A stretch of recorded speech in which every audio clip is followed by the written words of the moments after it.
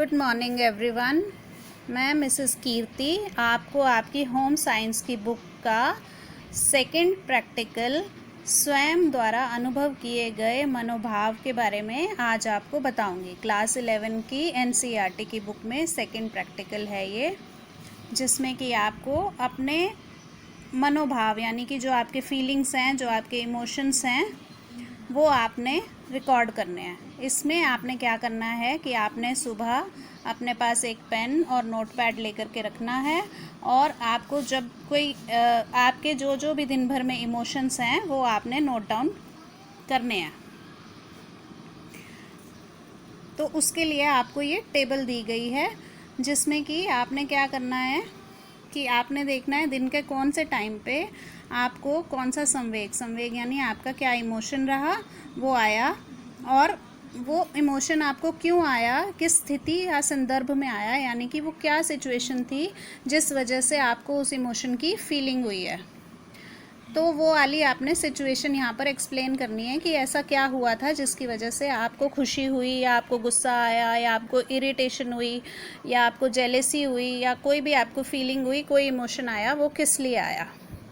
फिर उसके साथ नेक्स्ट पॉइंट है आपका संवेग अनुभव करने पर आपकी क्या प्रतिक्रिया है, यानी कि आप अपना बताएंगे कि क्या वो आपका इमोशन आना आपको लिए ठीक था, सही इमोशन एक्सप्रेस किया आपने, आपको ऐसा करना चाहिए था या नहीं करना चाहिए था, और हमें अपने इमोशन को किस तरह से कंट्रोल करना चाहिए। अगर वो गलत इमोशन था तो उसे कैसे कंट्रोल किया जा सकता है और उसे क्या हम कंट्रोल कर पाए।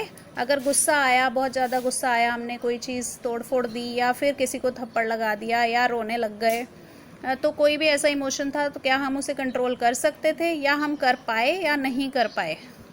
तो अपनी आपने उसके ऊपर टिप्पणी देनी है कि अगर आप वो इमोशन ना एक्सप्रेस करते तो उसकी जगह क्या करते।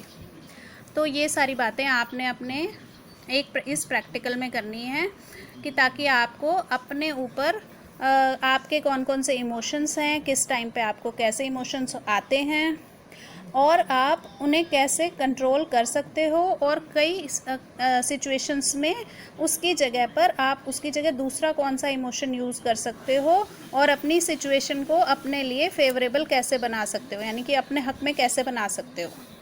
तो इसके लिए हमें अपने आप को जानना ज़रूरी है। जब हम अपने इमोशंस को जानने लगते हैं तो हम अपने आप को जानने लगते हैं। तो ये हमें अपने स्वयं को पहचानने में एक दूसरी मदद करेगा। तो इसके बाद बेटा आपने नीचे लिखना है कि आपने अपने इमोशन को सही से कंट्रोल किया या नहीं किया, और अगर आप उस इमोशन को उस तरह से ना एक्सप्रेस करते, उस संवेग को किसी और तरह से एक्सप्रेस करने के आपके पास क्या क्या सॉल्यूशंस थे।